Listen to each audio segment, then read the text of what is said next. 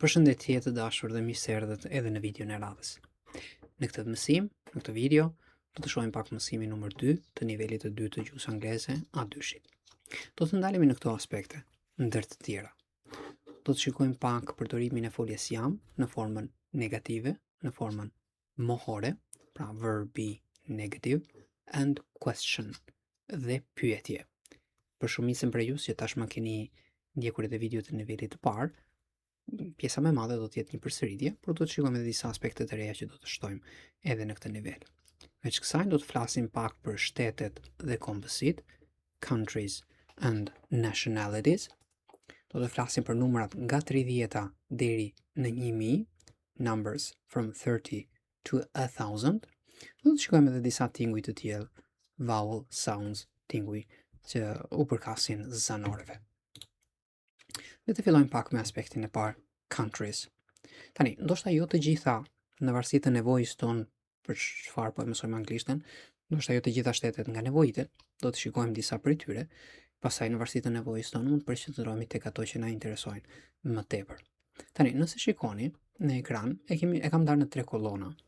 Së pari është fjala për country, kur i referohemi shtetit, pastaj është nationality, fjala që përdorim për kombësinë, për shembull Shqipëri, shqiptar, dhe fjala që përdoren për gjuhën e atij vendit. Do të vini re që shpesh fjala që përdoret për nationality është e njëjta fjalë që përdoret edhe për gjuhën, por jo gjithmonë. Okay? Shikojmë disa prej tyre. Kemi England, English, English. Okay? Pra England emri shtetit, English kur themi he is English, ai është anglez, dhe English gjua, I speak English. Okay? Në disa raste mund të ndodhi që theksi të lëvizi kur kalojmë nga country, nationality dhe language. Po të shikoni viza që kemi poshtë emrit, poshtë fjalës, do të thotë se aty bie theksi, në atë rrokje bie theksi. Okay? Pastaj kemi Ireland, Irish, gjua është English dhe Irish, janë të dyja gjuhët. Poland, Polish, Polish. Scotland, Scottish, English. Spain, Spanish, Spanish. E vini re që mënyra se si mbarojnë disa nationality është e ngjashme tek disa shtete. Për shembull kemi ato që mbarojnë me ish, siç i pam deri tani. Më poshtë kemi ato që mbarojnë me an ose i an dhe ato që mbarojnë me e së e. Dhe së fundi do të shikojmë disa të cilat nuk kanë një përfundim të caktuar, pra janë të parregullta mund të themi. Kemi me ato me anë, si Germany, German, German, the US, American, English, ato që mbarojnë me i anë, si Brazil, Brazilian, gjua është Portuguese, Italy, Italian, e shkon se si spostohet theksi, kur themi emrin e shtetit, theksi është në fillim tek i-ja, Italy. Kur themi nationality ose gjuhën, theksi kalon tek a-ja, Italian. Okay? Russia, Russian, Russian. Pastaj kalojmë në të djathtë, China, Chinese, Chinese. Ato që përfundojnë me e së e në fund, gjithmonë theksi do të kaloj tek pjesa e fundit, ke së e që thuhet is. Japan, Japanese, Japanese. France, French, French. Thailand, Thai, Thai. Okay? Kuptot, kemi dhe shtetet të tjera. Këto janë konsideruar ato më të nevojshmet, më të përdorshmet. Pastaj nëse kemi nevojë diçka specifike, mund ta kërkojmë në internet ose mund të shkruani në koment për mënyrën se si i thuhet. Atëherë, disa aspekte që duhet kemi parasysh. Use capital letters for country, nationality and language. Pra, kur do t'i shkruajmë, do përdorim shkronjë të madhe për shtetet, kombësit dhe gjuhët. Okay? Pastaj na tregon pak në lidhje me Anglinë, shpesh i referohemi si England, ndonjëherë vendit mund t'i referohemi edhe si Britain or Great Britain, e cila përfshin England, Scotland and Wales. Okay? Kurse UK, United Kingdom, okay, përfshin edhe, këtu nuk dallohet, kërkoj ndjes, edhe Northern Ireland, pra Irlandën e Veriut përveç se këtyre 3 shteteve. Kjo është diferenca. Kalojmë më tej. Okay? Të shkojmë disa dialoge ku pyesim se nga është personi dhe përgjigjemi pra me vendet. Are you English? Po pyet për kombësinë. No, I'm Scottish. I'm from Edinburgh. Pra, a je anglez? Jo, jam skocez, jam nga Edinburgh. Okay. Bisedën tjetër. Where are you from? Pra tani duam të dim vendin. Nga je. We are from the United States. Ne jemi nga Shtetet e Bashkuara. Vazhdon me pyet. Are you on holiday? A jeni ju me pushime? Okay. Një shënim të vogël tu, ata që janë duke mësuar anglishtën britanike, kryesisht do të përdorin fjalën vacation në vend se sa holiday. Jo, më falni, e kundërta. Pra ata që mësojnë versionin amerikan do përdorin fjalën vacation dhe ata që mësojnë versionin britanik do përdorin fjalën holiday. Keni parasysh që fjala holiday përdoret edhe tek versioni amerikan, por jo me idenë e pushimeve, për shembull siç janë pushime verore, por referohet më tepër festave që normalisht mund të jetë edhe 1-2 ditë pushim në varësi të festës. Atëherë, përgjigja, no we aren't, pra nuk jemi, we're on business. Okay? Vini re para fjalën që përdorim, edhe kur themi me pushime, edhe kur themi për punë, do themi on holiday, e njëjta gjë edhe nëse do të ishte on vacation, dhe on business, kur dikush është aty për punë, pra për biznes dhe jo për qejf, le të them. Okej, vazhdojmë më tej, kemi edhe këtu disa biseda të tjera të vogla, kështu që i vendosim në praktik sa herë që është e mundur ato që kemi mësuar. Ani, kuptohet në varësi të rrethanave tona mund na duhet të përdorim fjalë të tjera, por në përgjithësi në libër jam munduar të përdor skema sa më të parafërta, kështu që edhe nëse nuk janë fjalët fikse, ne mund ta marrim si skem dhe ta përdorim duke zvendësuar fjalën që ne duam. Për shembull, nëse nuk është spanjolle, është shqiptare, është italiane, është gjermane, i përdorim në varësi, i zvendësojmë në varësi të nevojës tonë. Atëherë, pyet personi A, where's she from? Pra nga është ajo? Is she Spanish? A është ajo spanjolle? Përgjigja. No, she isn't. She's Argentinian. She's from Buenos Aires. Pra jo, ajo është Argentine, është nga Buenos Aires.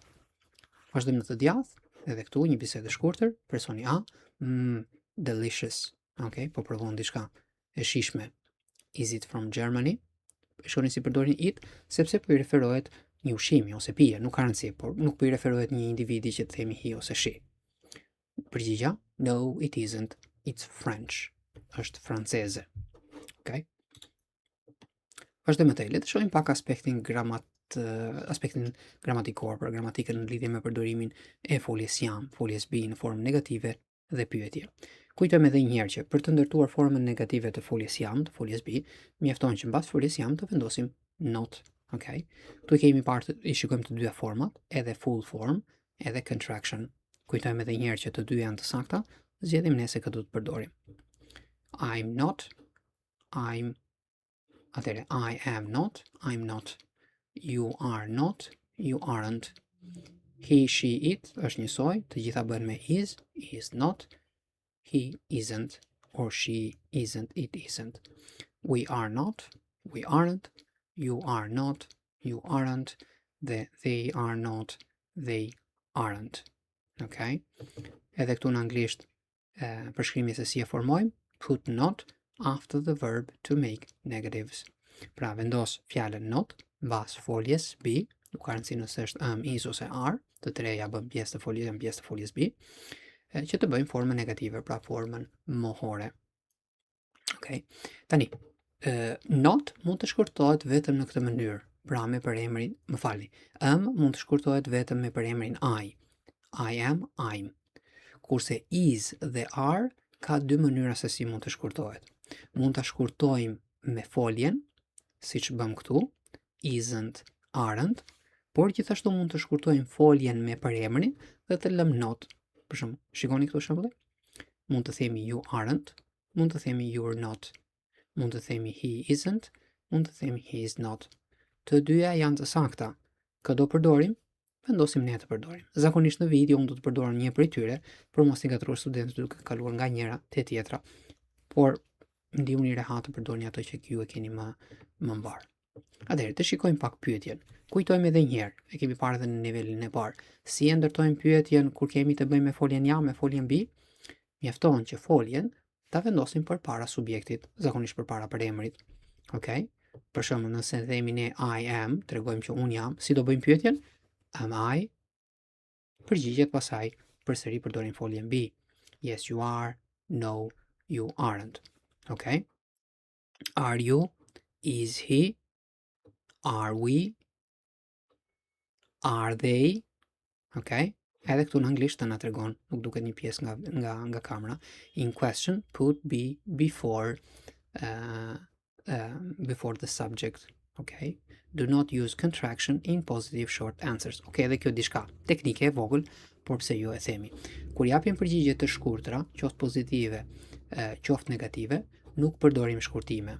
Pra nuk themi yes you're ose no I'm, okay?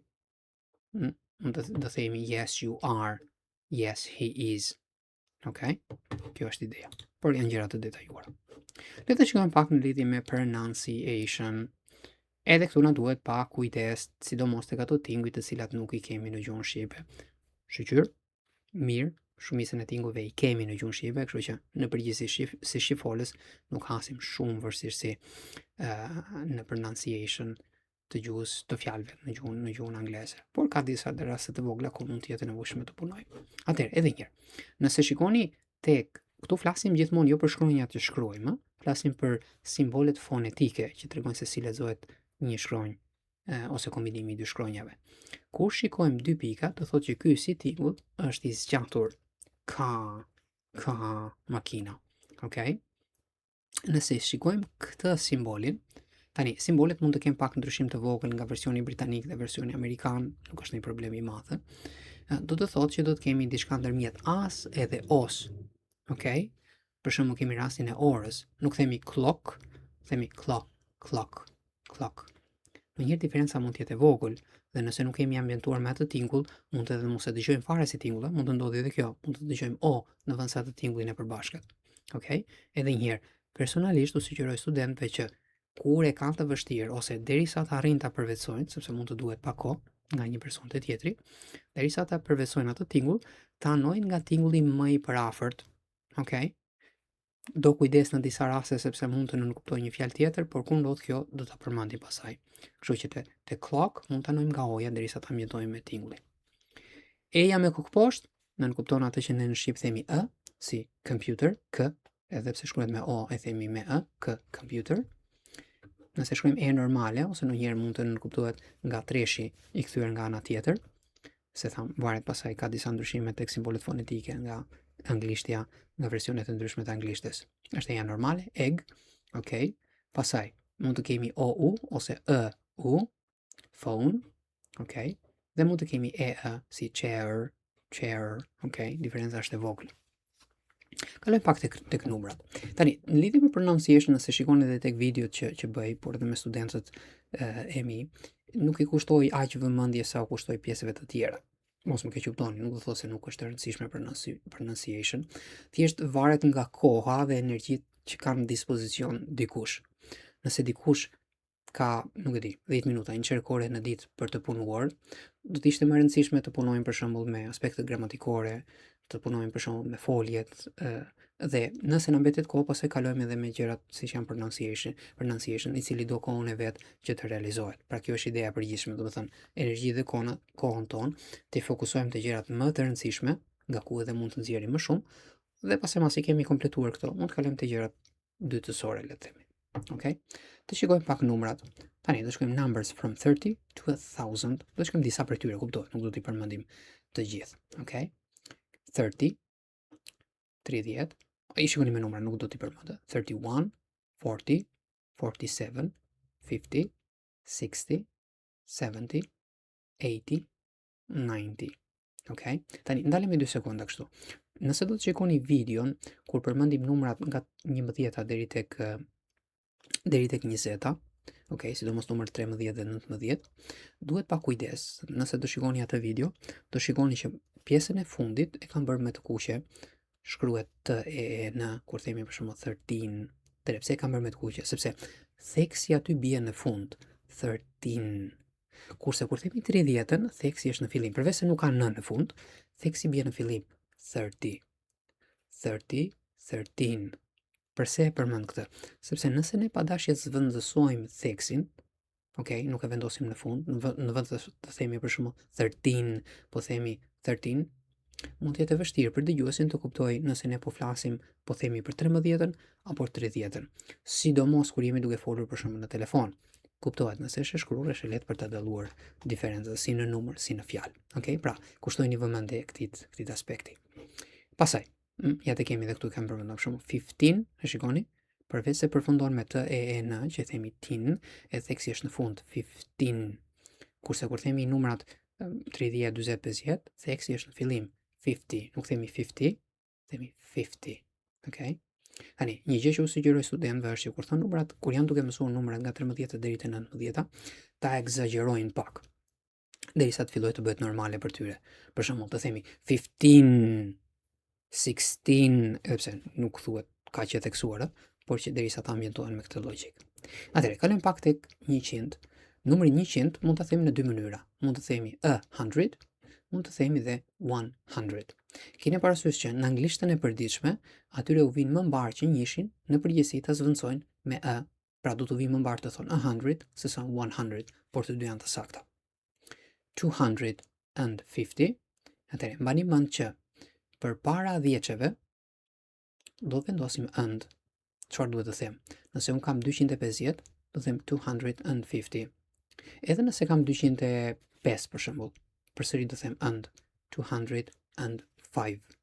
Okay? Pastaj për të thënë 1000, njësoj si tek 100-shet, do themi ose 1, 1000, 1000. Okay? Ecim më përpara. Atëherë. Flasim pak për numrat e telefonit, phone numbers and hotel rooms, etc. Kur përmendim numrat, për shembull numrat e telefonit, numrat e dhomave të hotelit, të apartamenteve, numrat e rrugës dhe gjëra të ngjashme, në përgjithësi kemi tendencën që numrat i themi tek e tek. Okay? Për shembull, marrim rastin e një numri të telefonit. What's your phone number? It's 634775 0. Okay? Do t'i themi tek e tek. Zakonisht i grupojmë në 2 e 2, por kjo varet nga individ te tjetri. Dhe e vutëre se si e thash 0, atëherë 0 mund ta themi 0, por zakonisht kur tregojmë numra të tillë si telefoni, tham numrat e apartamentit, hotelit e kështu me radhë, preferohet të themi O në vend se sa 0. Pra 50 në vend se sa 50. Nëse themi 50, prap nuk është e gabuar, thjesht preferohet të thuhet O në raste të tilla. Okej. Kaq kishim edhe për këtë mësim. Ju falenderoj si gjithmonë për vëmendjen, për çdo paqartësi, sugjerim, koment, mund të shkruani. Dhe ju përshëndes, dëgjojmë në videon e radhës.